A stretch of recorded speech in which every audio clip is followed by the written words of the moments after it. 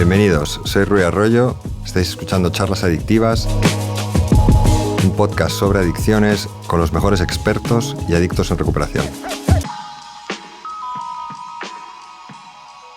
Bueno, bienvenidos a Charlas Adictivas. Hoy tenemos a Andrea Klimovic, el episodio 24, psicóloga especializada en técnicas de desarrollo personal y espiritual. Ahora nos vas a contar un poco. Bienvenida, gracias por estar aquí, Muchas Andrea. Gracias, Rui, por tenerme. Antes de que me olvide, tengo que agradecer a los patrocinadores, la Fundación Agua Viva y nuestros colaboradores Punk Design, los teléfonos analógicos y ya está. Y si quieres, bueno, a todos nuestros invitados les preguntamos qué es la adicción. Yo sé que no eres adicta, pero si tuvieras que definir qué es la adicción, ¿tú cómo lo explicarías, en tu opinión?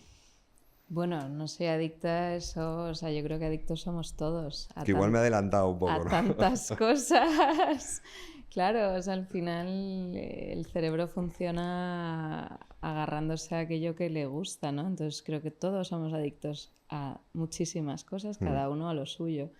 Gente que es adicta al alcohol, gente que es adicta al deporte, gente que es adicta a las redes sociales, a la comida, a tantas cosas, ¿no? Para mí la adicción es lo que te quita libertad. Totalmente de acuerdo. Es un tema de falta de libertad. O sea, además hay una explicación que yo estoy muy de acuerdo que es, o una definición, que es que todo aquello que te genere placer o una sensación de bienestar o alivio, que aunque tenga consecuencias negativas, tú sigues haciendo. Entonces el teléfono, por ejemplo, dices, no es una adicción. Bueno, te genera bienestar porque es una máquina de dispensación de dopamina, claro, o sea, es definida por los que lo han hecho, ¿no? Y la gente no lo suelta. Y aunque diga, joder, otra vez, ¿no? Me he quedado pillado en este pozo digital, ¿no? De una hora, ha pasado una hora volando y te pasa eso constantemente. Entonces, bueno, yo estoy de acuerdo y muy a mi pesar tener que decirlo, que no es un tema de un 10% de la población que desarrolla una adicción. Yo creo que la gente, que es una condición más humana de todos, y que si tú pones a un ser humano en ciertas situaciones, o sea, condiciones, con ciertos factores externos y demás, pues es lógico que desarrolle algún tipo de adicción, ¿no? Eso es. Pues qué bien. Cuéntanos un poquito qué haces. O sea, qué es Quantum, no sé en el orden que quieres hacerlo, pero es que haces muchas cosas. Quantum, tus retiros, bueno, el tipo de meditación que estás haciendo. A ver, por donde tú quieras. Quantum, por ejemplo. Vale. Bueno, Quantum surgió hace unos años cuando me di cuenta de que a la gente le hacía falta parar, ¿no? Y a mí incluida. Yo antes trabajaba en el mundo del corporate y las oficinas y las agencias y tal. Y después de vivir en Estados Unidos y darme cuenta que ellos siempre van unos pasos más hacia adelante, ¿no? Me traje muchas técnicas y sobre todo un concepto que es el de conseguir desconectar, ¿no? Y reconectar, que al final es lo que buscamos. Quantum es un espacio o, bueno, son varias cosas, ¿no? Una cosa son los retiros que hacemos, que son entre 3 y 4 días en los que juntamos a gente con curiosidad, con ganas de descubrirse, de explorar, y utilizamos pues técnicas de meditación, desde el breathwork, la meditación a través del sonido, con baños de sonido, con cuencos tibetanos, etc. Y luego es un poco un espacio en el que a mí me encanta traer a gente con ideas nuevas, donde damos charlas, hablamos desde sexualidad hasta cine, de todo, o sea, todo lo que pueda aportar un poco, temas de creatividad, de todo, ¿no? Y o sea, me parece muy interesante. Además, tus retiros son en unos sitios espectaculares, ¿no? O sea, tenéis muy buen gusto para elegir la comida, el lugar, ¿no? Me imagino que la gente también que va, de alguna forma, o no lo sé, a lo mejor no son todos del mismo perfil, pero Sí. Más o menos, sí, ¿no? Sí, Y la hay gente... de todas las edades, pero sí. Sí, gente curiosa. Eso de que dices de explorar, ¿qué exploras? ¿A uno mismo? Sí, es ponerte a lo mejor en situaciones que te sacan un poco de tu zona de confort, De tu para día a día, ¿no? conocerte más, ¿no? O sea, una sesión de respiración psicodélica o holotrópica, que hay muchas maneras de llamarlo, desde luego te saca de lo normal. No, desde luego suena, no suena muy normal, suena, o sea, no habitual, la palabra no es no normal, es no habitual, ¿no?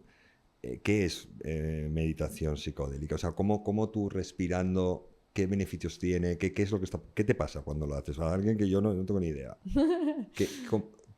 ¿Qué sucede cuando tú aprendes o respiras como vosotras sabéis que hay que hacer en un tipo de sesión de este tipo? Bueno, para empezar, se llama respiración psicodélica porque lo registró así la persona de la que yo aprendí, que es una chica que se llama Eva Kaczor en Alemania, pero no conlleva el uso de ningún tipo de sustancia ni psicotrópico, que es lo más increíble de todo, y es como a través de la respiración y con un baile que se produce entre el oxígeno y el CO2, entras en un estado de conciencia muy distinto al que estamos normalmente, ¿no? Tu cerebro empieza a trabajar de manera distinta, empiezas a emitir ondas alfa de manera bastante rápida. O sea, normalmente la sesión dura como 1 hora y se combina con música electrónica, que es como lo registró esta chica, ¿no? Hay muchos tipos de respiración holotrópica, etcétera. También está la que hace Wim Hof para entrar en el Eso te agua va... con hielo. Y esta en concreto es una combinación de respiración con música electrónica. Entonces tú respiras muy rápido o con fuerza, ¿no? O sea, forzando... Es una superventilación que lo llaman. Y luego hay una serie de retenciones, ¿no? Y te quedas en vacío durante mucho más tiempo de lo que crees que puedes llegar a aguantar, ¿no? Y en esos espacios tienes una... Se te amplifica, digamos, como tu conciencia, tu manera de entender lo que es esta realidad en la que vivimos. Te das cuenta de que hay unas energías, sientes como toda la energía de tu cuerpo se mueve de manera diferente. Hay gente que tiene visiones, gente que de repente conecta con una persona que ya no está aquí. Conectas muchísimo con tu intuición también, porque toda la parte del córtex prefrontal se reduce mucho, entonces empiezas a utilizar conexiones neuronales que normalmente no utilizas, y de repente gente que tiene como insights, momentos esos que llaman como ajá. O sea, pasan muchas cosas, ¿no? Ya pasa, es que es abrir la caja de Pandora, ¿no? Un poco.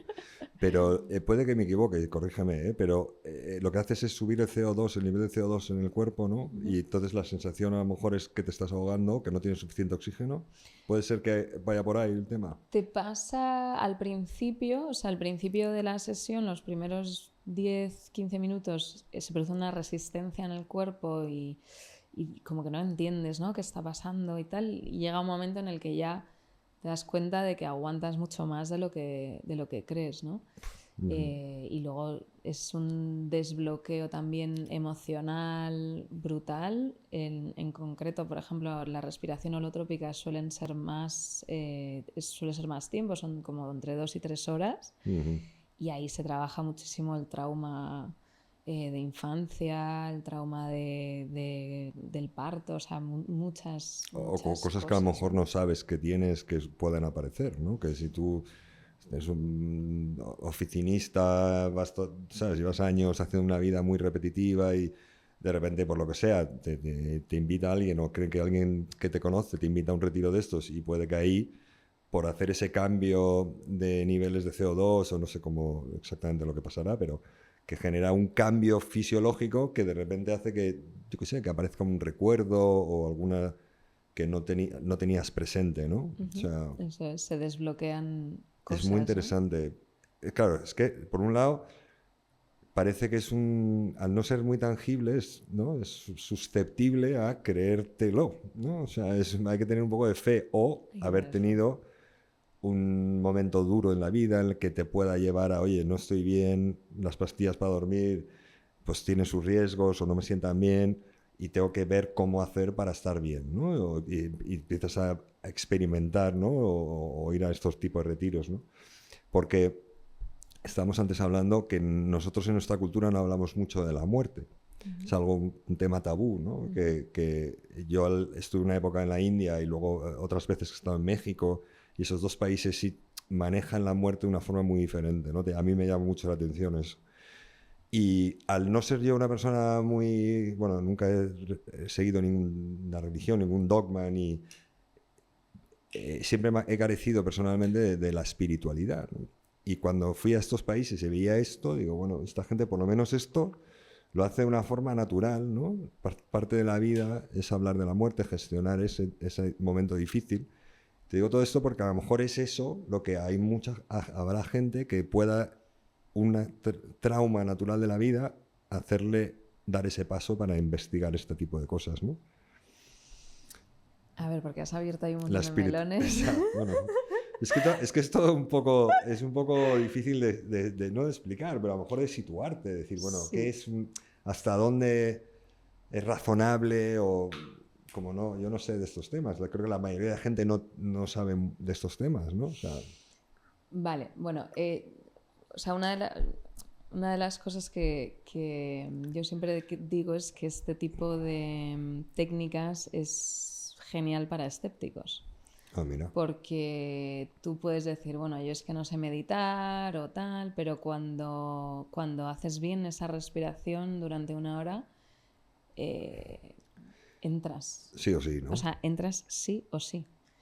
Y sin nada, sin tomar nada, porque si tú dices, bueno, vale, es que tomo ayahuasca o tomo hongos o tomo lo que sea y pues sí, ahí sí lo ves, ¿no? Pero simplemente respirando la gente flipa, ¿no? Cuando sale de las sesiones dice, pero qué locura, ¿qué ¿no? es esto? Ya. ¿No? Y mucha gente también dice, wow, es que he experimentado mi muerte, ¿no? O el vacío absoluto.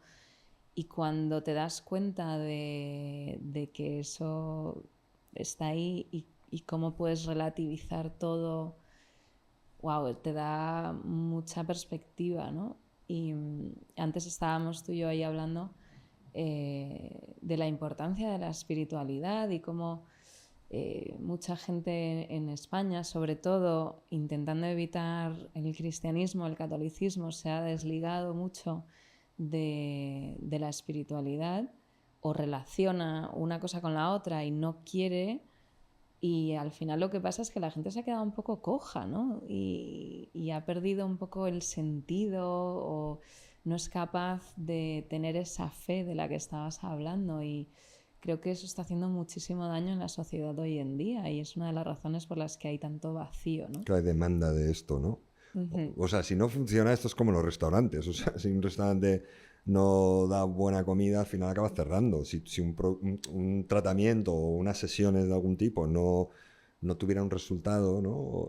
A lo mejor ni siquiera es el esperado del que tú crees que va a hacer. Igual abre otra puerta, pero si no funciona la gente no repite. Y tú estás hasta arriba de retiros. Entonces, algo ahí...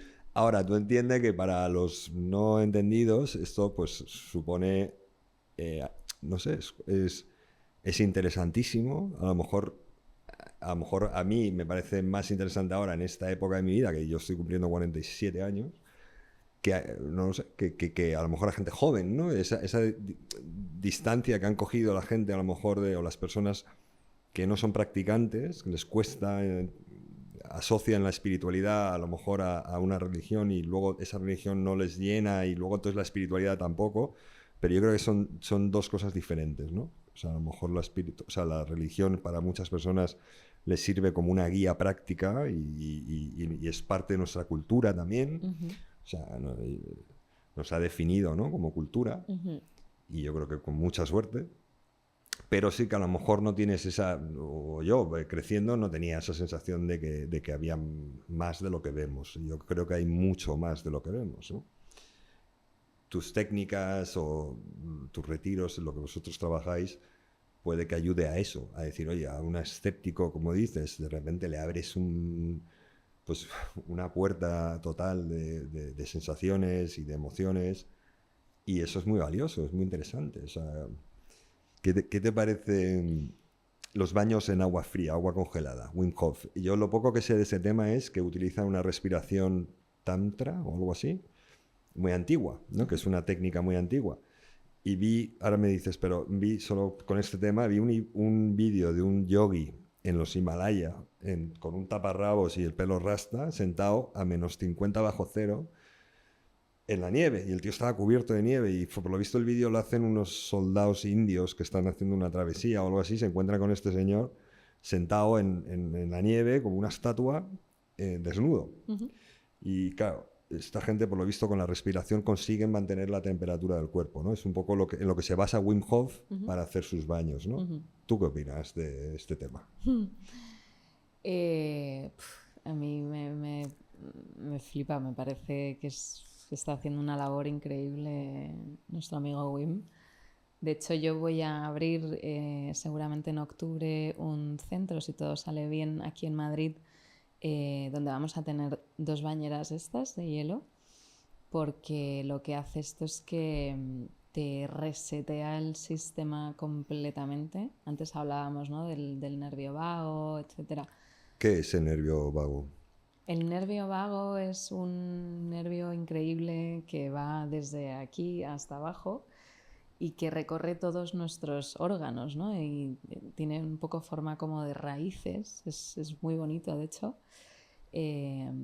Y es el que, si estamos estresados, se tensa, y por eso también está habiendo muchas personas con problemas digestivos, porque está recorriendo todos esos órganos y lo que hacen es como apretar, ¿no? Y entonces, con este tipo de respiraciones y de técnicas, lo que hacemos es relajarlo, resetear todo, básicamente, ¿no? Tanto a nivel físico como a nivel emocional. Y el baño de hielo o sea, para el sistema inmunológico es brutal. De hecho, hay muchos estudios, y uno de ellos que lo hicieron con Wim, en el que le insertan una bacteria y él, a través de la respiración y tal, y de estos baños, básicamente es que no le afecta. O sea, se la funde. Se la funde. Qué fuerte.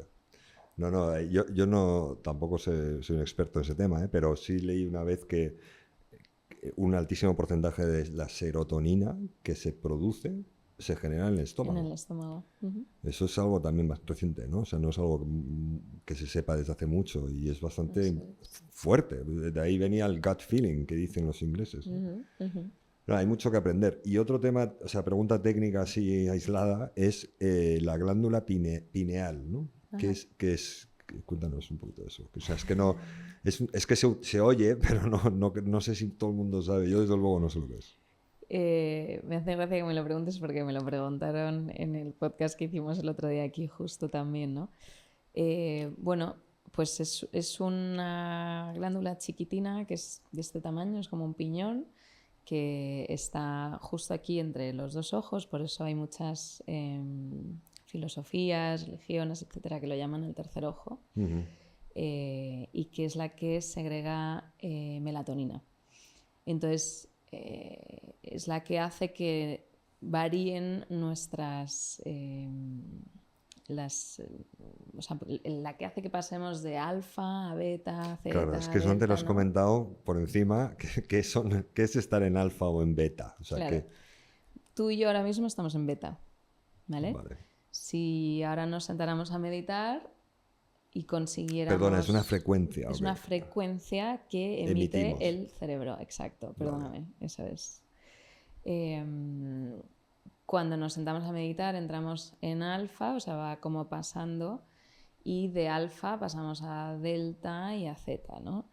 O a zeta y a delta, y que son las que emitimos cuando entramos en sueño. Y luego hay super meditadores, monjes y tal, que pasan a gamma. Y de gamma hay algunos que incluso entran en encefalograma plano. Qué porque fuerte. consiguen salir Y, del cuerpo. esos son los que están como días sin comer, ¿no? Y sí, sí. Que seguramente es lo que estaría haciendo este hombre que hablabas, que estaba a menos 50 grados bajo cero, ¿no? Joder, qué fuerte. Claro. Entonces, con la respiración, que al final es el vehículo de la meditación, es como podemos pasar, ¿no? a través de todas esas frecuencias. ¿Y qué beneficios tiene así por encima de pasar? O sea, estamos en beta, me imagino que estás distraído, ¿no? Más distraído de lo mundano, de lo externo, no tanto yo, ¿no? Y a lo mejor pasar a beta o alfa, perdona, sería... ¿Qué? ¿Relajarte? Claro, lo que hace el cuerpo es que entiende que cuando estamos en alfa puede utilizar toda esa energía que normalmente estamos, ¿no? Para leer un texto, para tal, para toda esa energía la utiliza en regenerar y en restaurar. Por eso los baños de sonido en inglés lo llaman sound healing, que sería como... curación, ¿no? Curación a través del sonido, ¿no? No es que el sonido te cure, es que tu cuerpo al recibir ese sonido entra en alfa y el propio cuerpo se regenera. O sea, una de las cosas que hacemos en Quantum es ir a dar charlas a empresas y hablar, ¿no? Como decías, de temas de desarrollo personal. Y una de las charlas que más demanda tiene es hablar sobre el sueño. Porque cada vez hay más gente con problemas de sueño y no nos damos cuenta del superpoder que tenemos simplemente con dormir. O sea, es que lo damos por hecho porque es algo que hacemos todos, que todos tenemos en común porque todos dormimos y lo hacemos todos los días. Pero si lo piensas, es una ida de olla. O sea, que algo que nos ha hecho a lo largo de toda la historia tanto de la humanidad como de los animales, que hace que cuando tú estás durmiendo estás lo más vulnerable que puedes estar, porque te pueden comer, te pueden violar, a tus crías se las pueden comer, no estás comiendo, no estás bebiendo, estás parado. En reseteo. En reseteo, sí. ¿No? Entonces es como cuando pones el móvil a cargar, pero... O sea, realmente es ahí es donde te das cuenta que somos como mini máquinas o mini robots. O sea, la tecnología que es el cuerpo humano es una ida de olla. Es milagroso, sí. No, a nivel... Y ahora que estás hablando del cuerpo humano, ya nos metemos a nivel más micro, digamos. O sea, ¿por qué los sonidos curan o tienen esa... O sea, el sound healing, ¿por qué? Corrígeme si me equivoco, pero parece ser que lo más pequeño que han encontrado, ¿no? Que son los quarks y los bolsones, si miras eso, lo que es, en el fondo es energía. La energía se transforma, o sea, se materializa en materia o en ondas, ¿no? Electromagnéticas. Entonces, estas partículas que componen un átomo son energía. O sea, están vibrando. Y si todo lo que te compone tu cuerpo está vibrando, es lógico que le afecte vibraciones, ¿no? Entonces van por ahí los tiros. O sea, cuando tú... Claro, digo para los no natos en esto. O sea, si tú hablas de, no, tienes que estar en alfa o en beta, tal, dices tú, bueno, pero sí, estoy nervioso y punto, o tengo insomnio y punto, ¿no? Pero que es un poco esto, ¿no? Es decir, ¿por qué funciona? Pues hay una explicación científica detrás, ¿no? Que es... Todo se está moviendo en tu cuerpo, todo. Eres un conjunto de energía condensado en materia.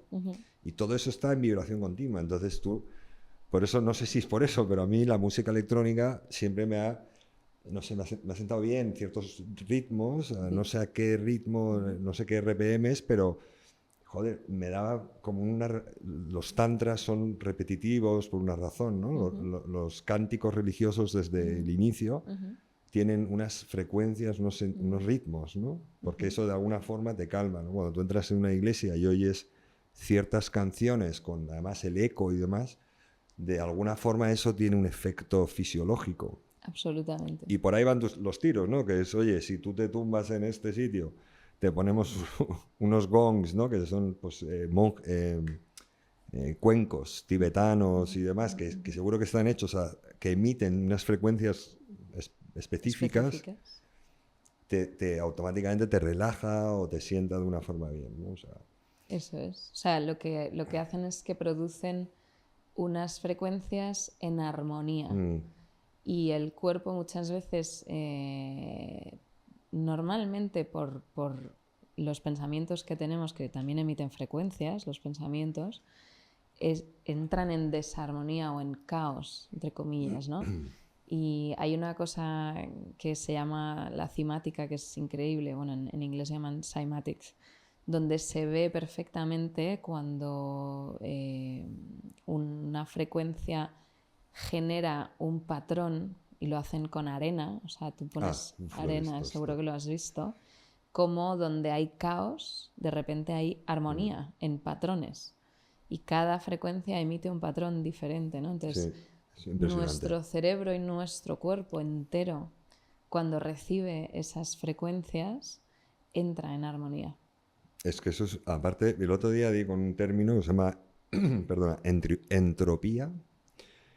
Y la definición de la RAI es medida del desorden de un sistema. Pero bueno, esto si te metes a verlo, lo que viene a decir es que lo desarrolló un tío hace 100 años, que de forma natural todos los elementos con el tiempo van hacia un desorden. Entonces se llama entropía y eso se mide. O sea, se mide, digamos, el desgaste, por llamarlo de alguna forma, de cualquier sistema, ¿no? Y conociendo la entropía de cada sistema, pues puede ser desde una oficina que hay que hacer ciertas labores para mantener esa oficina o un restaurante o lo que sea, a una persona o una conducta. Entonces, como nosotros de forma natural a nivel elementos, molecular, la entropía nos lleva a un desorden, este tipo de tratamiento, sesiones o trabajo que hacéis te puede volver a ayudar a estar en orden, ¿no? A sentirte bien, a tener pensamientos. Otra cosa que has dicho que me parece importantísimo es que los pensamientos emiten una frecuencia. Claro, es que esto ahora lo hablamos como si fuera, no sé, lo de toda la vida, y hace 15 años sueltas eso y te miran raro. Dicen, pero estas tías... Bueno, a día de hoy todavía me miran raro, bueno, pero ya no me importa. Pero no tanto como...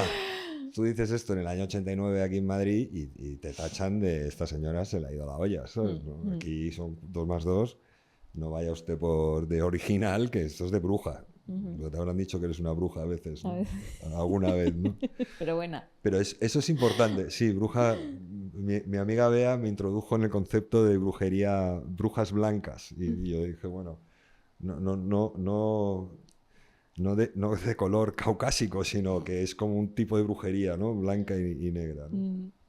Bueno, sin que se me vaya la olla, lo que estás hablando que me parece muy importante, o sea, tus pensamientos emiten una frecuencia. Esto está demostrado. Entonces, si tú te dices a ti mismo en las adicciones, en la recuperación, es muy importante el concepto de la autoconversación, ¿no? Conversación interna. Oye, yo, aunque estoy jodidísimo, yo puedo hacer esto, puedo ir al gimnasio, ¿no? Puedo poner un poco de orden, ir al gimnasio, puedo comprar comida, comer, recoger. O sea, todas esas cosas que parecen muy pequeñitas son muy importantes, ¿no? Porque te vas dando confianza que se pierde cuando desarrollas una adicción, ¿no?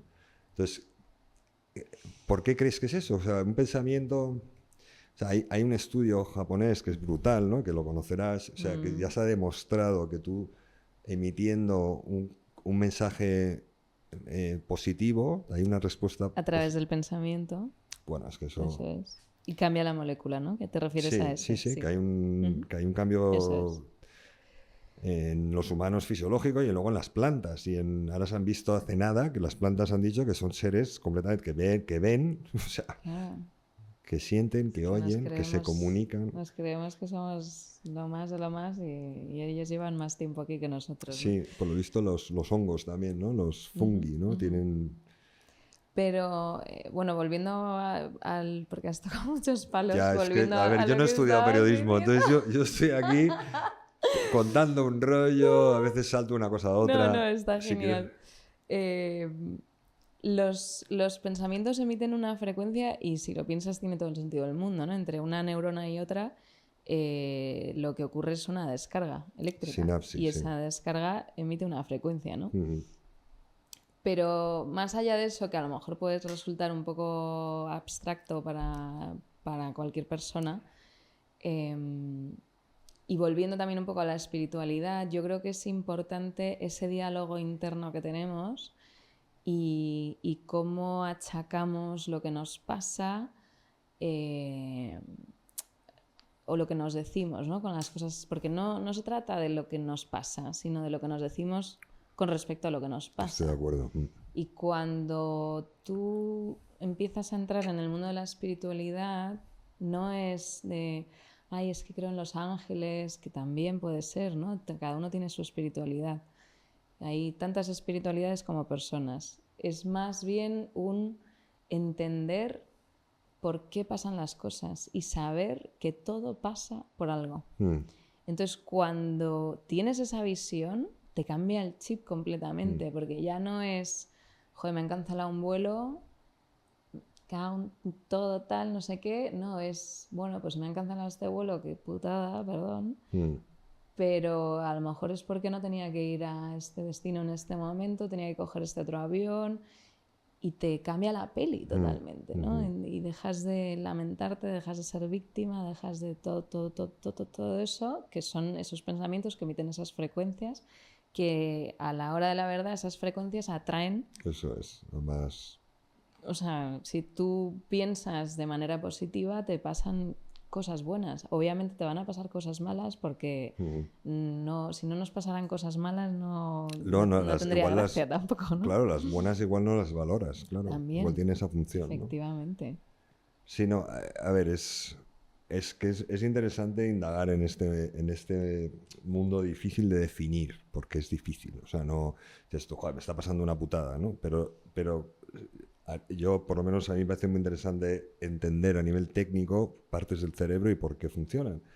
O sea, si tú entiendes que el cerebro hace una película, o sea, predice, antes de que pasen las cosas, te predice lo que va a pasar basado en la experiencia que tiene, entonces te va casi moldeando lo que va a pasar una décima de segundo antes de que pase. O sea, tu cerebro, para ahorrar energía, digamos que tú va prediciendo por ti cosas que van pasando y cuando pasan se autoconfirma. Esto casi instantáneamente, ¿no? La predicción con la confirmación.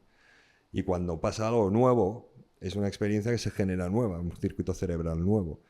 Si la experiencia es positiva, o sea, o si se genera dopamina o neurotransmisores que te generan bienestar y la acción que lo ha generado es algo bueno para ti, fantástico. Pero si no, en el caso de las sustancias, por lo general, sobre todo con el alcohol, el resultado es negativo.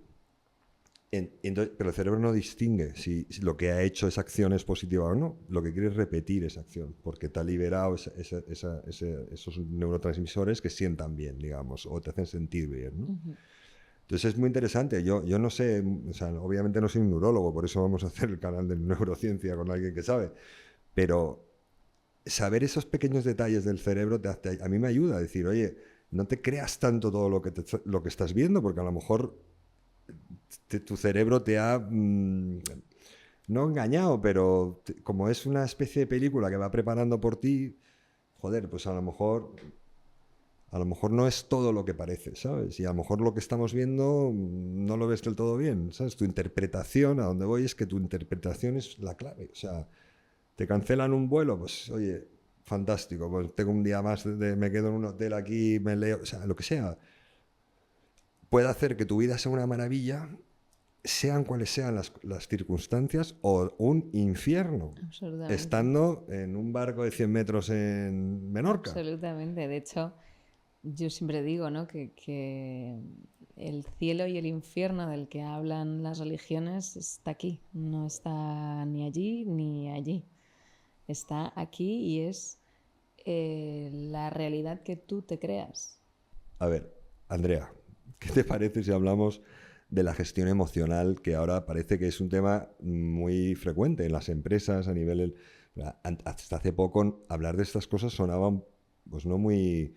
Como no es muy tangible, ¿no? Es subjetivo, tanto el dolor como la gestión de emociones, es todo como una cosa interna, pero que ahora en las empresas te estén llamando para que deis cursos de mentoría y que toquéis estos temas, aparte de darle mucha visibilidad, lo que está haciendo es ver que, pues un poco como lo de los restaurantes, que funciona, que hay una necesidad, que vosotros dais un pantallazo a la gente, le das herramientas y lo aplican en su vida, le dan importancia, le dan prioridad, empiezan a entenderlo, a desarrollarlo, que es una cosa que parece muy lógico, pero no se ha hecho hasta ahora. Entonces, ¿qué es lo que os funciona mejor como para explicarle a la gente que no sabe de esto en estas mentorías cuando habláis de gestiones emocionales, que en el fondo para los adictos es el problema de base, o sea, es la gestión emocional, eso es lo que nos pasa a todos, ¿no? A nivel de corporativo, ¿qué es lo que vais ahí y les contáis cómo gestionas las emociones, ¿no? sin haberlo hecho antes?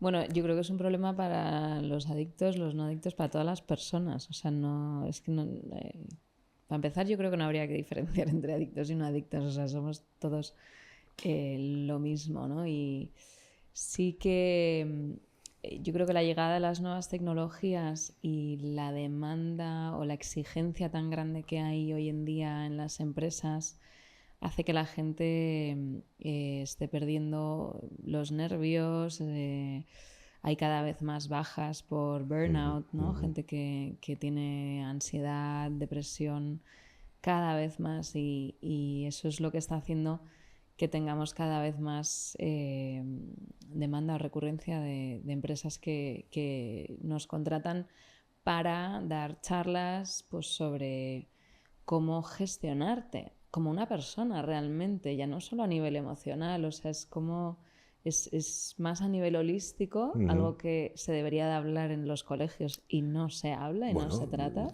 Igual están empezando o estáis vosotras abriendo camino para estas cosas, ¿no? Ojalá que sí. Hay algunos colegios en los que sí, pero no se le da la importancia que se debe, ¿no? Que se le debe dar.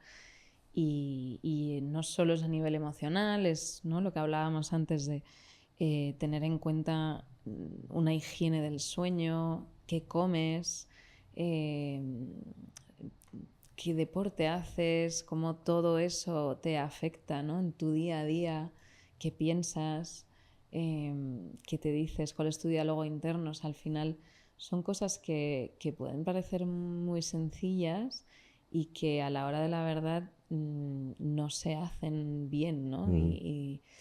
Y hay que fijarse también muchas veces en lo que hacían nuestros abuelos, nuestros bisabuelos. Yo tengo la suerte de que todavía tengo a mi abuela viva, que tiene 90 Yo también. años. La mía 104. ¿Qué me dices? ¿Sí? Wow. ¿Y a qué te referías que hacían ellos que nosotros no? Bueno, entender un poco, ¿no?, cómo vivían ellos, por lo menos, no algunos, no todos, pero yo me fijo mucho y le pregunto mucho, ¿y qué comes? Claro. ¿Qué estilo de vida llevas? ¿No? Y hay de hecho un capítulo muy bueno, una serie en Netflix que me parece que se llama Las Zonas Azules, que hablan de la gente que es más longeva. Del mundo, ¿no? Las zonas que llaman azules son Eso localizaciones en el mundo, ¿no? Eso es, ¿no? Y son cosas que son muy básicas, que las damos por hecho y que en el mundo en el que vivimos hoy en día lo hacemos todo al revés.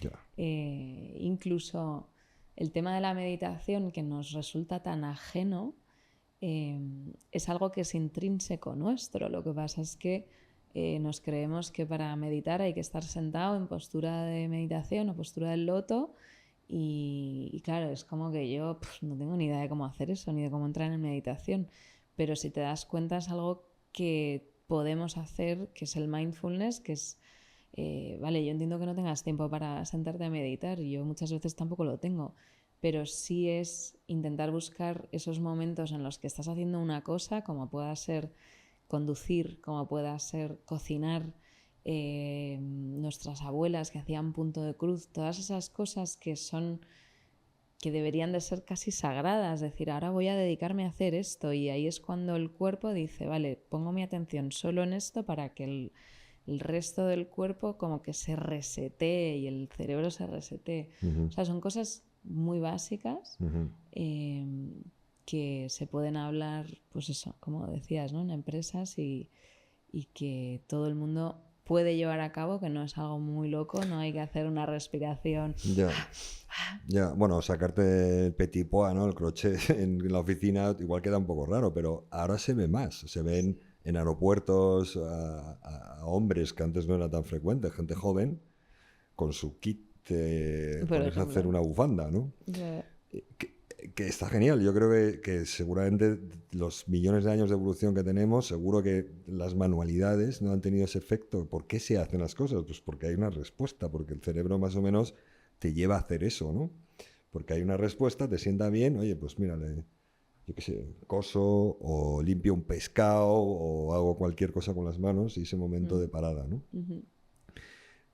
Cuando estabas contando lo de las empresas, claro, si, digamos, yo lo asocio un poco a como a nivel económico. Si todo va fenomenal y todo el mundo está pues ganando cada vez más dinero y la economía va fenomenal, no se mira mucho, ¿no? O sea, está todo bien. Pero cuando hay una crisis es cuando la gente ve que funciona, que no, corta gastos, despiden.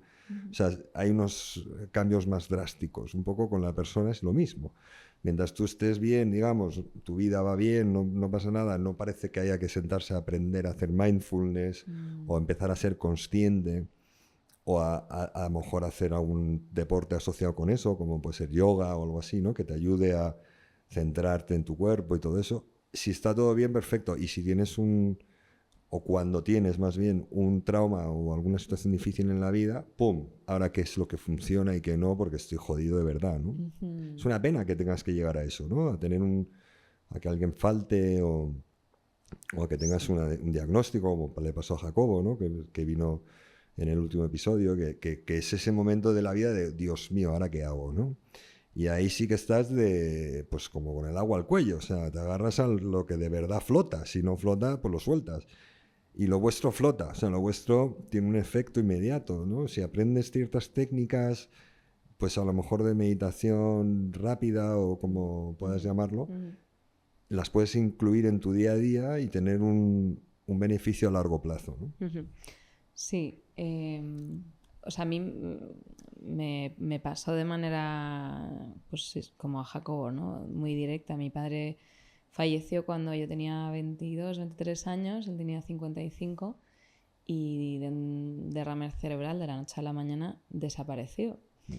Y ahí fue donde empezó todo mi camino espiritual, donde entendí, pues yo no creía en nada, de repente dije, ostras, ¿esta persona dónde se ha ido? O sea, claramente hay algo más aquí que no se ve con los ojos, pero que está, ¿no? Y ahí también fue cuando empecé a hacer yoga, empecé a agarrarme, ¿no? Como decías tú, a que más puede haber que me pueda ayudar a encontrar esa estabilidad, y hasta que no te pasa algo así de fuerte, no lo buscas muchas veces, ¿no? Y es para mí una bendición realmente, porque te abre muchísimo los ojos. O sea, obviamente el sufrimiento lleva a una riqueza tan grande de otras muchas cosas y una apertura si te dejas, porque hay gente que con el sufrimiento se cierra, ¿no? Si eres capaz de decir, bueno, pues esto, y vuelvo otra vez al tema de la espiritualidad, esto que me ha pasado es por algo, y voy a salir más fuerte. El sufrimiento, yo lo poco que sé del budismo, lo empiezan hablando, pero el primer párrafo, ¿no? O sea, del sufrimiento, de la gestión del sufrimiento, ¿no? Y el sufrimiento es parte de la vida, claro, si aprendes, ahora vivimos todos muy bien, pero hasta hace muy poco la gente vivía en condiciones muy complicadas y se morían muchos niños y el sufrimiento era mucho más marcado, digamos, que ahora, ¿no? Entonces, creo que tiene más sentido, bueno, debía de tener más peso en los últimos 4.000 o 5.000 años que tiene el budismo que a lo mejor a día de hoy, porque es que todo el mundo estaba viviendo una vida muy complicada, ¿no? Bueno, y a día de hoy en otras partes del sí, mundo también. sigue existiendo. Y hay otro tipo de sufrimiento, como es subjetivo, pues claro, a lo mejor estás fenomenal con una PlayStation, pero estás dándole vueltas y hiper jodido, ¿no? Sí, lo de lo que has dicho antes que me he quedado, que me parece muy importante, es que hay más de lo que vemos. Hay hace poco vi una entrevista de un físico que daba un ejemplo para que la gente pudiera, yo mismo, entender que según este hombre astrofísico, creo que era, hay muchísima más información que nosotros no percibimos. Y lo que explicaba era que los 5 sentidos que tenemos se han ido desarrollando a lo largo de la historia del ser humano para interpretar el entorno. O sea, que no es al revés, es que no, o sea, no los tenemos y interpretamos el entorno porque eso, sino que el entorno ha hecho que esos sentidos se desarrollen, ¿no? Pero que la realidad es que hay mucho más, o sea, y los ojos ven hasta una frecuencia de luz, los oídos lo mismo. Cuando hay alguien que pierde la visión y la zona occipital del cerebro le dedica más espacio a otros sentidos, la gente oye mejor, o sea, mejor. Oye más frecuencias que las que tú y yo oímos, ¿no? Porque hay más, digamos, ¿no? A nivel ultravioleta, hay mucha información, ¿no? Que yo soy también un neonato en esto, pero creo que me pareció muy interesante que este hombre decía que nosotros y los sentidos es un sistema operativo para interpretar el mundo y la vida, ¿no? Entonces, sabiendo que hay mucho más, puede ser que hay gente que perciba más información que tú y que yo, o a lo mejor tú percibes mucho más, pero que la gente es normal. Entonces hay gente que sabe algo sin explicarte muy bien por qué. Cuando se acerca a ti o te ponen las manos aquí y dice, coño, recibo cierta información y esto se manifiesta así. Claro, es incomprensible para la gente o la filosofía de vida de más tangible, digamos, ¿no? Lo que todo hasta hace poco ha sido apoyarnos en la ciencia, ha hecho que esto sea, claro, oye, esto no es tangible, y si no es Dios y un dogma, es algo más, ¿no? Es algo que nosotros no entendemos, no controlamos, y puede que sea hasta en algunas épocas de la historia algo que te colgaban o te quemaban, ¿no? Si tú ibas por la calle diciendo que oías cosas, ¿no? Que a lo mejor es que es así. O sea, a lo mejor esta gente sí que las oye y las ve y las percibe. Bueno, yo no lo sé, pero puede que el futuro se explique un poco todas estas... creo que vemos el pico del iceberg con los temas que tú traes hoy. O sea, creo que llevan muchos años mucha gente creyendo mucho en esto, ¿no? En que hay más de lo que vemos.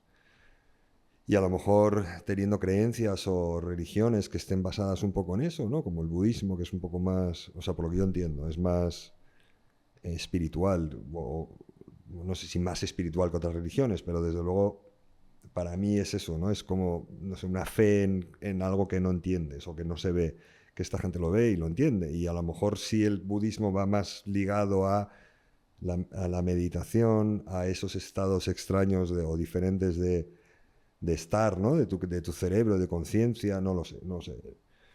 Pero la pregunta, después de todo este monólogo, es, ¿tú crees que el futuro y la tecnología puede darnos información a nivel espiritual? O sea, ¿crees que la ciencia, la espiritualidad van a acabar llevándose bien? 100%. Yo creo que estamos viviendo un momento histórico en el que se están encontrando la ciencia y la espiritualidad, y a través de la ciencia y de la tecnología estamos siendo capaces de explicar y entender algunas cosas, ¿no? No creo que jamás lleguemos a entenderlo todo. Ojalá. Pero entonces no tendría gracia. Pero eso ¿sabes? te iba a decir, igual nos quedamos sin trabajo. ¿Sabes? Claro. No, si ya lo veo todo, ya no hace falta que haga yo tu meditación. El misterio de la vida, eso es lo que hemos venido aquí a descubrir, y yo creo que cuanta más curiosidad tenemos, más nos interesamos por estas cosas, más asumimos y aceptamos que somos una partícula enana y que hay algo mucho más grande que nosotros, que está funcionando, que tiene un orden, y dejamos que eso haga su función y nos quitamos esa responsabilidad, porque muchas veces creemos que somos Dios Y eso pesa muchísimo. En cambio, cuando te das cuenta de que existe un orden y que tú puedes hacer hasta cierto punto, tú obviamente puedes desear, puedes soñar y te tienes que guiar por esos deseos y esa pulsión, pero que hay un orden, y cuando te quitas esa responsabilidad, te quitas un peso muy gordo y te das cuenta de que no estás solo, ¿no? Sí, a mí me parece interesante lo que has dicho de cuando te ves, o sea, somos una partícula enana, ¿no? En el tiempo, además, el tiempo está justo en medio entre el futuro y lo que ha pasado, que son ideas también, ¿no? O sea, pero bueno, cuando te ves muy pequeñito, como tú dices, luego sabiendo que hay quarks y bolsones, ¿sabes? Dentro de neutrones y electrones, pues dices, oye, tampoco soy tan pequeño, ¿no? O sea, depende, bueno, la relatividad, con qué te comparas, ¿no?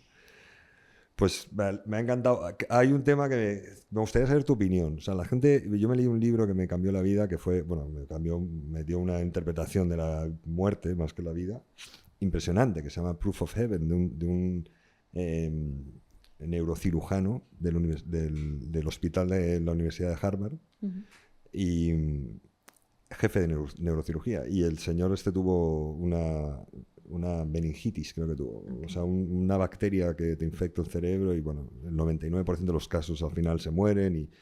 Y este estuvo en coma 7, 8 días y se despertó. Y cuando se despertó, escribió en una... Bueno, no podía hablar, escribió en un papelito, te tengo que contar, a su hijo, ¿no?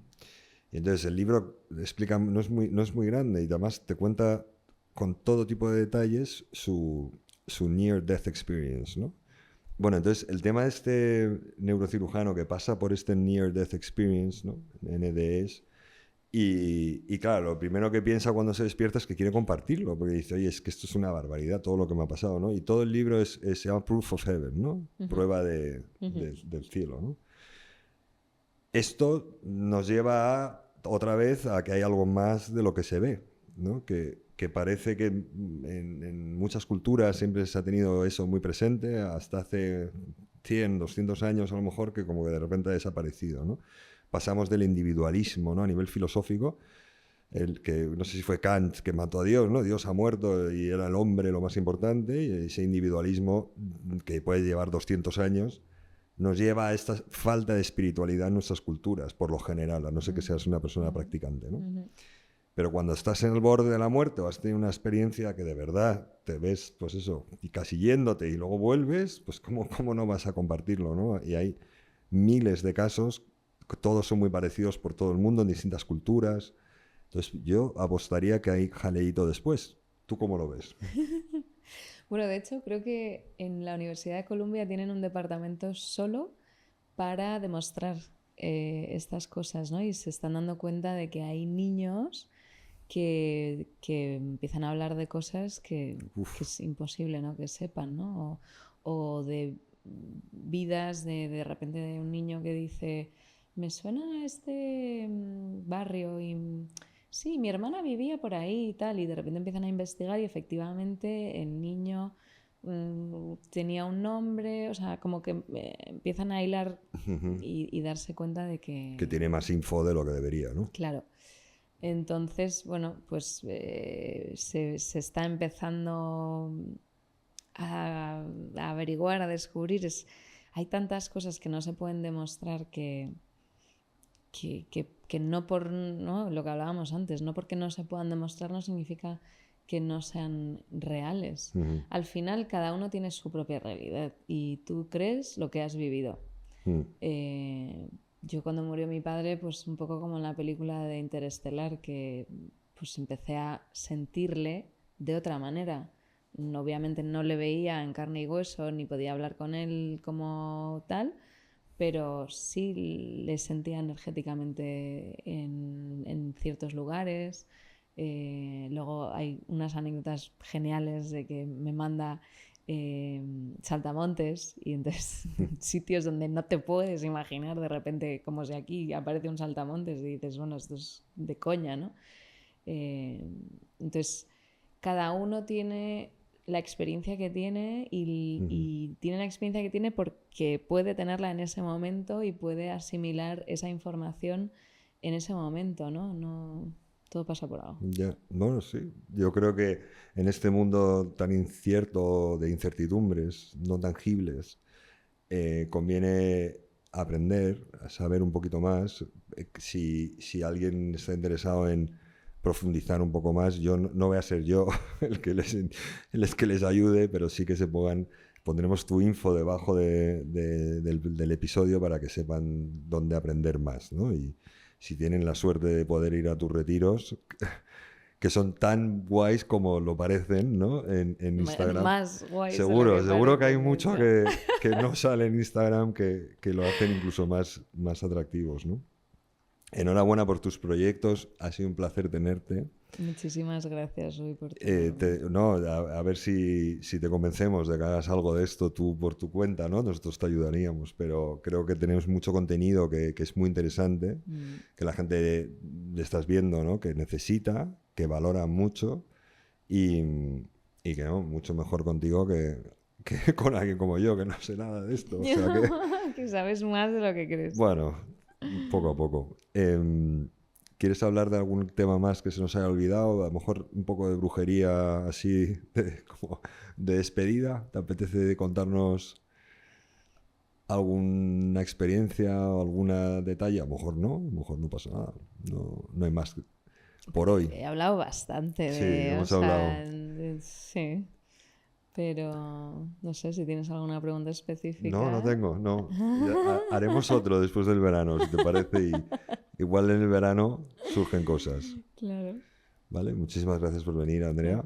Ha sido un placer tenerte.